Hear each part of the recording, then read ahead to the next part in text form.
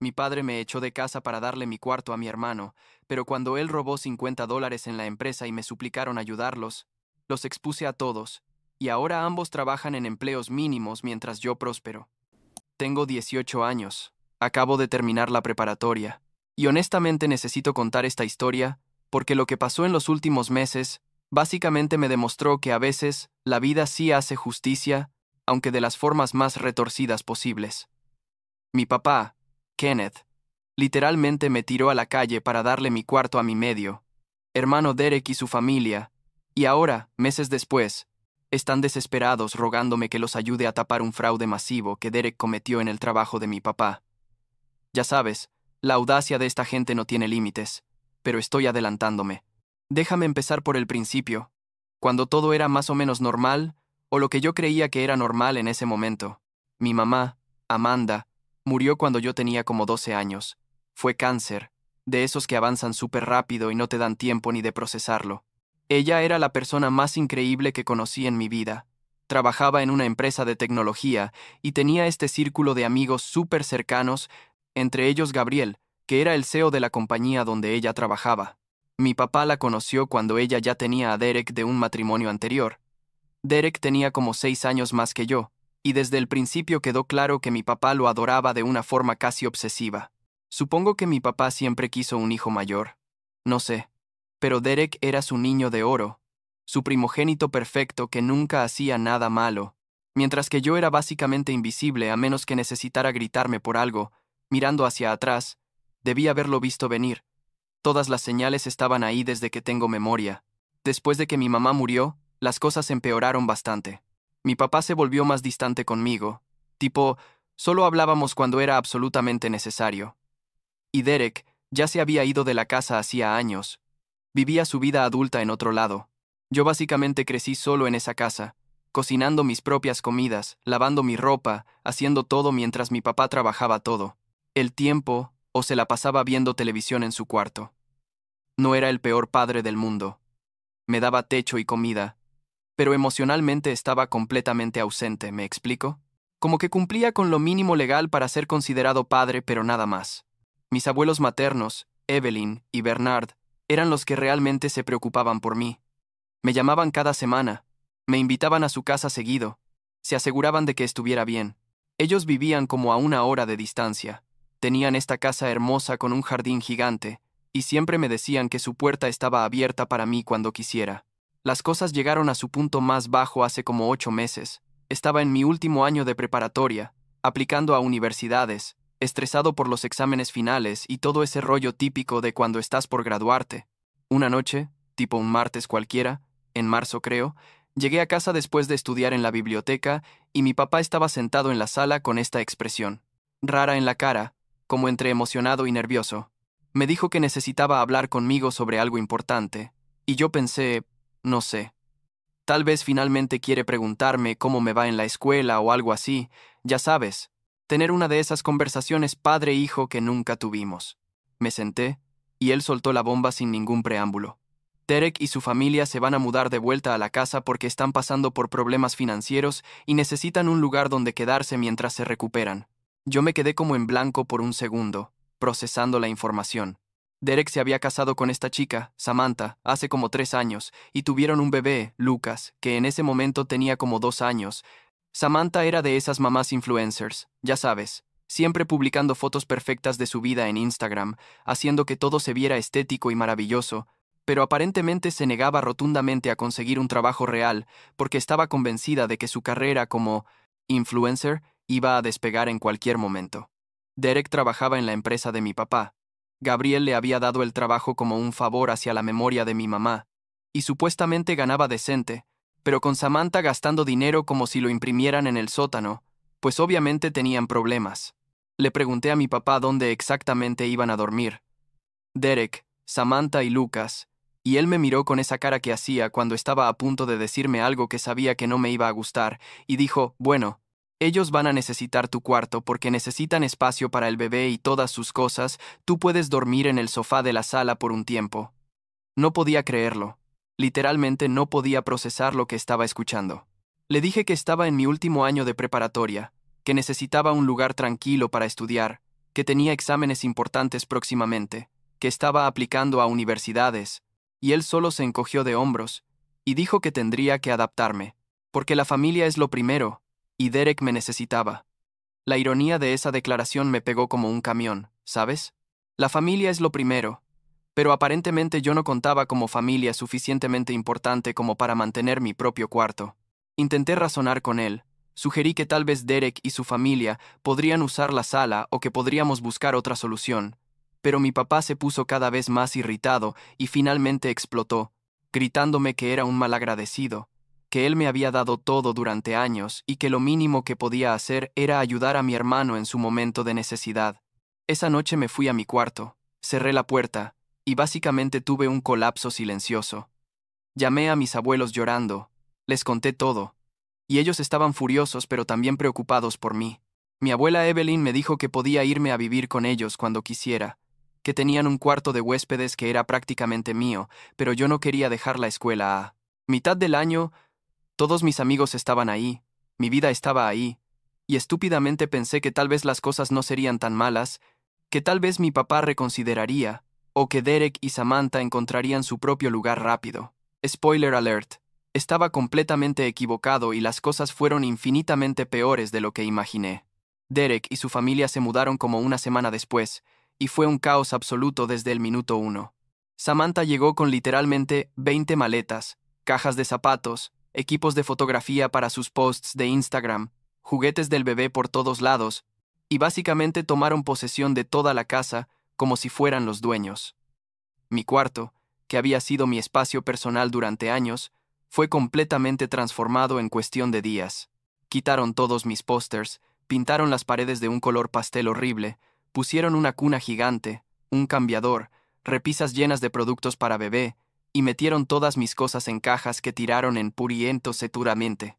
El garaje sin ningún cuidado. Cuando protesté, mi papá me dijo que dejara de ser dramático, que era solo temporal y que mis cosas estaban seguras en el garaje. Pero yo sabía que muchas de esas cajas tenían cosas importantes para mí, recuerdos de mi mamá, proyectos de la escuela, mi ropa, todo revuelto y tratado como basura básicamente. Dormir en el sofá de la sala fue una pesadilla absoluta. Y no estoy exagerando. Lucas era un niño normal de 2 años, lo que significa que se despertaba llorando como 3 veces por noche. Y como el cuarto que antes era mío estaba justo al lado de la sala, yo escuchaba cada grito, cada llanto, cada vez que Samantha se levantaba arrastrando los pies para atenderlo. Además, como la sala era área común, no tenía ninguna privacidad. Mi papá se levantaba súper temprano para ir al trabajo y prendía todas las luces. Derek bajaba a las 6 de la mañana a hacer café haciendo un ruido increíble. Samantha se instalaba en el sofá a las 8 para grabar sus videos de Instagram y me pedía que me moviera porque estaba en el encuadre de su cámara. No podía estudiar, no podía dormir bien, no podía tener un solo momento de paz. Y cuando me quejaba, todos me decían que estaba siendo egoísta y que necesitaba ser más comprensivo con la situación de Derek. Lo que realmente me terminó de convencer de que necesitaba irme fue cuando empecé a notar cómo mi papá trataba a Derek versus cómo me trataba a mí. Derek no trabajaba. Literalmente se quedaba en casa todo el día jugando videojuegos o ayudando a Samantha con sus posts, y mi papá no decía nada. Mi papá le daba dinero a Derek para gasolina, para comida, para lo que necesitara, sin cuestionarlo jamás. Un día llegué de la escuela muerto de hambre, y no había nada en el refrigerador. Y cuando le pregunté a mi papá si podía comprar algo de comida, me dijo que buscara un trabajo de medio tiempo si necesitaba dinero extra. Pero, Derek, que tenía 24 años y era perfectamente capaz de trabajar, recibía todo gratis sin hacer absolutamente nada para ganárselo.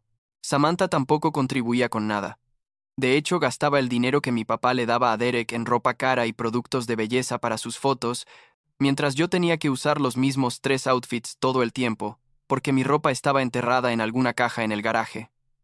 La gota que derramó el vaso llegó como 2 meses después de que se mudaran. Era un viernes por la noche. Yo había llegado tarde de un proyecto grupal en casa de un amigo, tipo 11 de la noche, y cuando entré a la casa encontré a mi papá esperándome en la sala con los brazos cruzados y esa expresión de enojo que me ponía los nervios de punta.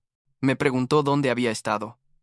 Le expliqué que trabajando en un proyecto final súper importante, y él me cortó diciendo que ya había tomado una decisión y que necesitaba que empacara mis cosas porque iba a tener que irme de la casa. Me quedé paralizado, literalmente sentí como si me hubieran dado un golpe en el estómago, y le pregunté qué estaba diciendo, si estaba bromeando. Él dijo que no estaba bromeando para nada, que Derek y Samantha necesitaban más espacio porque estaban considerando tener otro bebé y que Samantha estaba embarazada nuevamente. Bueno, resultó que eso era mentira, pero en ese momento yo no lo sabía, y que yo ya tenía 18 años, así que legalmente era adulto, y podía arreglármelas solo. Intenté razonar con él. Le recordé que todavía estaba en la preparatoria, que me faltaban como 2 meses para graduarme, que no tenía a dónde ir, que esto iba a arruinar completamente mi futuro, pero él solo seguía repitiendo que ya era hora de que aprendiera a ser independiente y que Derek necesitaba su apoyo más que yo. Le pregunté si de verdad me estaba eligiendo a Derek sobre su propio hijo, y él se enojó todavía más, y dijo que Derek era su hijo también, que de hecho era su primer hijo y que siempre iba a estar ahí para él, sin importar qué, y que yo necesitaba madurar y dejar de ser un niño. Le dije que no tenía dinero, que no tenía carro, que literalmente no tenía forma de conseguir un lugar para vivir de un día para otro, y él sacó su teléfono y amenazó con llamar a la policía si no empezaba a empacar mis cosas de inmediato. No podía creer que mi propio padre me estuviera amenazando con llamar a la policía, como si yo fuera un intruso en mi propia casa, pero ahí estaba, marcando los números y mirándome con esa expresión fría que me hizo darme cuenta de que realmente no le importaba lo que me pasara. Subí al garaje temblando, no sé si de rabia o de miedo o de pura incredulidad, y empecé a buscar entre las cajas tratando de encontrar mis cosas más importantes. Encontré algo de ropa, mis documentos de la escuela, mi laptop que milagrosamente seguía intacta, algunas fotos de mi mamá que guardaba como oro, y lo metí todo en una mochila grande y 2 bolsas de plástico porque ni siquiera tenía una maleta decente. Derek y Samantha estaban en el cuarto, en mi cuarto, y podía escucharlos riendo de algo en la televisión, completamente ajenos, o simplemente sin importarles que yo estaba siendo expulsado de mi propia casa por ellos. Bajé con mis cosas, y mi papá estaba todavía ahí, mirándome como si estuviera cometiendo algún tipo de ofensa personal por no irme más rápido, y cuando llegué a la puerta me dijo que dejara las llaves de la casa en la mesa. Le di las llaves, lo miré a los ojos esperando ver algo. No sé, tal vez un atisbo de culpa o arrepentimiento, pero no había nada ahí excepto impaciencia y molestia. Salí de esa casa a casi medianoche con 3 bolsas de mis pertenencias y absolutamente ningún plan de qué hacer. Caminé hasta la esquina, porque no quería que mi papá me viera derrumbarme ahí mismo en el frente de la casa. Y una vez que estuve fuera de vista, me senté en la acera y llamé a mis abuelos llorando, histéricamente. No podía ni hablar bien, solo sollozaba en el teléfono mientras mi abuela trataba de entender qué estaba pasando, y cuando finalmente logré explicarle que mi papá me había echado de la casa, ella le gritó a mi abuelo que agarrara las llaves del carro porque iban a venir por mí de inmediato. Me dijeron que me quedara donde estaba, que no me moviera, que llegarían en menos de una hora. Esa hora fue la más larga de mi vida, sentado en una acera oscura con todas mis posesiones en bolsas de basura básicamente, pasando carros y algunas personas mirándome raro, y yo solo pensaba en cómo había llegado a este punto, cómo mi vida se había desmoronado tan completamente en cuestión de 2 meses. Mis abuelos llegaron, y mi abuela prácticamente salió corriendo del carro para abrazarme, llorando ella también, diciéndome que todo iba a estar bien, que ellos me cuidarían, que nunca debía haber pasado por eso. Mi abuelo Bernard estaba furioso. Podía ver cómo. Apretaba el volante con las manos mientras manejábamos a su casa, murmurando cosas sobre Kenneth y cómo Amanda se estaría revolcando en su tumba si supiera lo que su esposo le acababa de hacer a su hijo. Cuando llegamos a su casa, tipo ya era como la 1 de la mañana, me llevaron directo al cuarto de huéspedes que habían preparado para mí.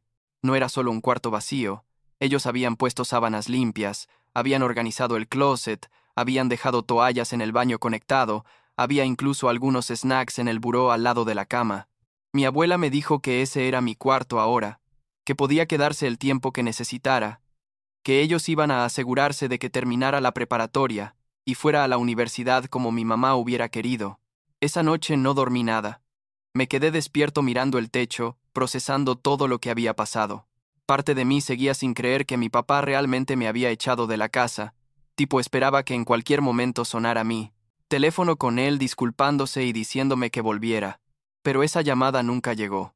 Al día siguiente, mis abuelos me ayudaron a transferirme a una preparatoria más cerca de su casa para los últimos 2 meses del año escolar, lo cual fue horrible porque tuve que empezar de cero socialmente y adaptarme a un nuevo sistema justo cuando estaba por graduarme, pero al menos tenía un techo sobre mi cabeza y gente que realmente se preocupaba por mí. Gabriel, el amigo de mi mamá que era el CEO de la empresa donde tanto mi papá como Derek trabajaban, se enteró de lo que había pasado por mis abuelos y me llamó personalmente para decirme que si necesitaba cualquier cosa, absolutamente cualquier cosa, él estaba ahí para mí, porque mi mamá había sido como su hermana, y él me consideraba prácticamente su sobrino. Los siguientes meses fueron raros, como vivir en una realidad paralela donde finalmente tenía estabilidad y apoyo emocional, pero al mismo tiempo estaba procesando todo este trauma y traición de mi papá. Me gradué de la preparatoria sin que mi papá apareciera a la ceremonia, obviamente, y empecé a aplicar a universidades con la ayuda de mis abuelos que me ayudaron con todos los costos de aplicación. Gabriel incluso me ofreció escribir una carta de recomendación basándose en lo que mi mamá le había contado sobre mí a lo largo de los años y en las pocas veces que nos habíamos visto en eventos familiares. Mi vida estaba empezando a tomar forma de nuevo, lentamente pero seguro, y honestamente había llegado a un punto donde ya no pensaba en mi papá o Derek tanto como antes. Bloqueé el número de mi papá porque seguía mandándome mensajes ocasionales pidiéndome que fuera razonable y volviera a casa, como si él no me hubiera literalmente amenazado con llamar a la policía para echarme. Todo estuvo relativamente tranquilo hasta que mi tía Sharon, la hermana de mi papá, que siempre ha sido medio chismosa pero de buen corazón, me llamó un día a finales de septiembre con noticias jugosas. Ella me mantenía actualizado sobre qué estaba pasando en casa de mi papá, porque seguía en contacto con él, aunque desaprobaba completamente lo que me había hecho. Me contó que la situación en la casa era un desastre absoluto, que Samantha y Derek peleaban constantemente por dinero, que mi papá estaba gastando ahorros que había guardado durante años para mantenerlos a flote, que Derek ni siquiera estaba yendo a trabajar con regularidad, y que Gabriel estaba cada vez más molesto con su desempeño. Sharon también mencionó que no había ningún segundo bebé en camino, que eso había sido una mentira que Samantha inventó para conseguir más espacio y que cuando la verdad salió, mi papá igual no hizo nada al respecto. Escuchar todo esto me daba una satisfacción amarga. No voy a mentir, tipo parte de mí se alegraba de que las cosas no estuvieran saliendo como ellos planeaban. Pero la verdadera bomba explotó como 2 semanas después de esa llamada de Sharon. Mi papá me llamó de un número desconocido, probablemente porque había bloqueado su número personal, y cuando contesté porque pensé que era de la universidad o algo importante, él empezó a hablarme súper rápido y desesperado. Necesitaba un favor gigante. Derek estaba en problemas serios, y necesitaban que yo hablara con Gabriel, porque Gabriel no estaba escuchando a nadie más, y tal vez, si yo intervenía las cosas podrían arreglarse. Le pregunté de qué estaba hablando, y él no quería darme detalles por teléfono. Solo insistía en que necesitábamos vernos en persona, que era urgente, que la familia necesitaba estar unida en ese momento. La audacia de ese hombre de hablarme de familia, después de literalmente tirarme a la calle, meses atrás, me dejó sin palabras por un segundo, pero me recuperé rápido y le dije que ya no era mi problema y que no tenía ningún interés en ayudarlos con nada. Él empezó a suplicar, literalmente suplicar, diciendo que Derek había cometido un error, que era joven y tonto, que necesitaba que su hermano menor estuviera ahí para él. Colgué el teléfono sin decir nada más, y lo bloqueé también. Llamé a Gabriel esa misma tarde para preguntarle qué diablos estaba pasando, y él suspiró pesadamente, antes de contarme toda la historia. Resulta que Derek había estado robando dinero de las cuentas de la empresa durante meses. No eran cantidades pequeñas tampoco. Estamos hablando de miles de dólares que desviaba a cuentas personales usando su acceso al sistema financiero. Gabriel había descubierto las irregularidades durante una auditoría rutinaria, y cuando confrontó a Derek, él intentó negarlo al principio, pero eventualmente confesó todo, llorando y rogando que no lo reportara a las autoridades. Mi papá, que trabajaba en el mismo departamento, técnicamente tenía responsabilidad de supervisar a Derek y revisar sus transacciones, pero obviamente nunca lo hizo, porque confiaba ciegamente en su hijo perfecto. Gabriel me dijo que estaba increíblemente decepcionado porque él le había dado ese trabajo a Derek como un favor a la memoria de mi mamá, y Derek básicamente había escupido en esa generosidad robándole a la empresa. Me preguntó si sabía algo sobre esto, y le aseguré que no había hablado con Derek o mi papá en meses, que no tenía absolutamente ninguna información y ningún deseo de involucrarme en ese desastre. Pero mi papá y Derek no iban a darse por vencidos tan fácilmente. Como 2 días después, apareció mi papá en la casa de mis abuelos, con Derek a su lado, tocando la puerta como maniáticos. Mi abuelo Bernard abrió la puerta y les dijo que se largaran de su propiedad inmediatamente. Pero mi papá empezó a gritar mi nombre, diciendo que necesitaba hablar conmigo, que era vida o muerte, que por favor saliera solo 5 minutos. Salí, no porque quisiera ayudarlos, sino porque quería decirles cara a cara que se fueran al diablo, y lo que vi fue patético. Derek tenía los ojos rojos como si hubiera estado llorando. Mi papá se veía 10 años más viejo de lo que recordaba. Ambos se veían desesperados y rotos. Mi papá empezó con toda esta historia sobre cómo Derek había cometido un error terrible, pero que todos merecen una segunda oportunidad, que necesitaban que yo hablara con Gabriel y le dijera que Derek había estado bajo mucho estrés y que no pensó claramente, que si yo avalaba su carácter, Gabriel podría reconsiderar no presentar cargos criminales. Les dije que estaban completamente locos. Si pensaban que yo iba a mentirle a Gabriel por ellos, que Derek había cometido fraude y merecía enfrentar las consecuencias, que mi papá debería haber supervisado mejor a su empleado en lugar de estar tan ocupado siendo su papá consentidor. Derek explotó y empezó a gritarme que yo siempre había sido celoso de él, que mi mamá probablemente estaría avergonzada de mi actitud. Y eso fue cruzar una línea que no sabía que tenía hasta ese momento. Me acerqué a él y le dije exactamente lo que pensaba. Que él era un ladrón patético que había desperdiciado cada oportunidad que le dieron, que había usado y abusado de la generosidad de Gabriel y de mi papá, que Samantha y él eran un par de parásitos que no contribuían nada a la sociedad, excepto posts falsos en Instagram, pretendiendo tener una vida que nunca podrían pagar honestamente.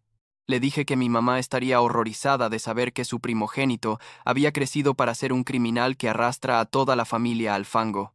Mi papá trató de calmar la situación, pero yo ya estaba en llamas. Le dije todo lo que había guardado durante meses.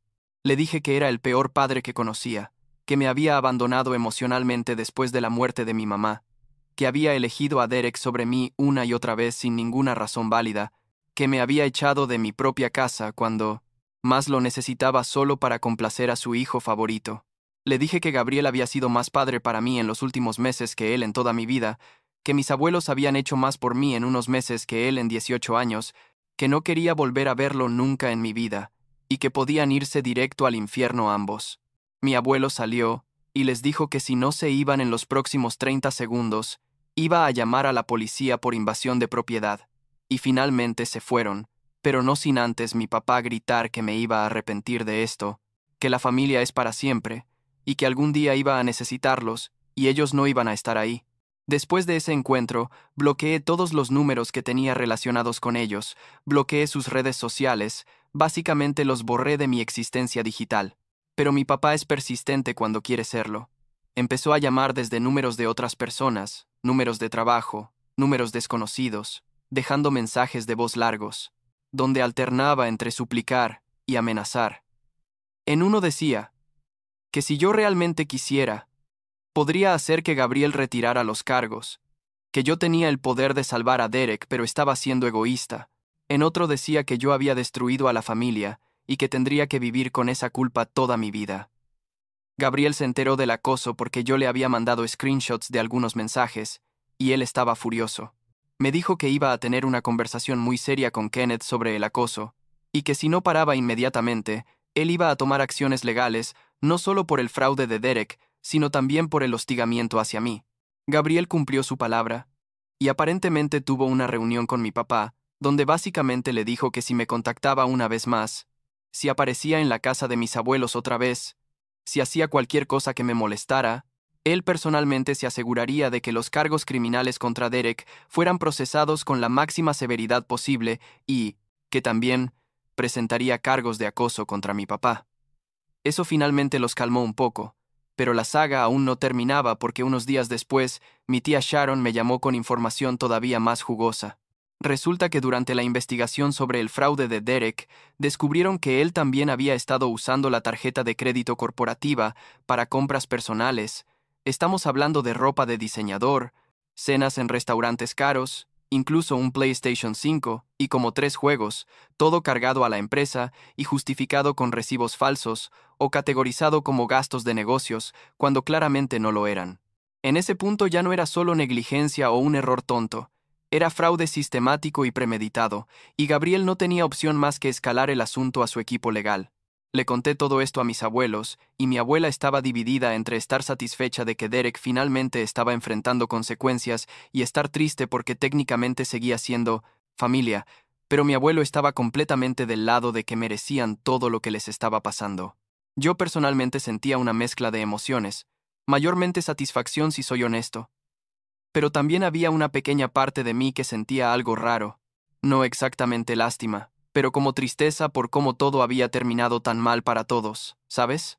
Pero esa parte pequeña fue aplastada rápidamente cada vez que recordaba cómo me trataron, cómo me echaron sin pensarlo 2 veces. Decidí que si iba a estar involucrado en esta situación de alguna forma, iba a asegurarme de que Derek enfrentara absolutamente todas las consecuencias posibles. Empecé a investigar por mi cuenta, revisando redes sociales, hablando con gente que los conocía, básicamente recopilando evidencia del estilo de vida ridículo que Derek y Samantha habían estado viviendo mientras robaban dinero. Encontré posts de Samantha en Instagram donde mostraba ropa de diseñador, bolsas que costaban miles de dólares, comidas en restaurantes exclusivos, todo timestamped durante los meses exactos en que Derek estaba cometiendo el fraude. Guardé screenshots de todo. Organicé las fechas para que coincidieran con las transacciones fraudulentas que Gabriel me había compartido de forma confidencial, y básicamente construí un caso airtight que mostraba exactamente en qué se había gastado el dinero robado. Le mandé toda esta información a Gabriel y él estaba impresionado. Me dijo que yo había hecho el trabajo de un investigador profesional y que esta evidencia definitivamente fortalecería el caso legal contra Derek. Pero yo no me detuve ahí. También le mandé un email anónimo a Samantha con toda la evidencia, explicándole exactamente lo que Derek había hecho y cómo su estilo de vida financiado por fraude estaba a punto de colapsar completamente. Le dije que si tenía algo de inteligencia, agarraría a Lucas y se largaría antes de que todo explotara y ella terminara, arrastrada en el escándalo también.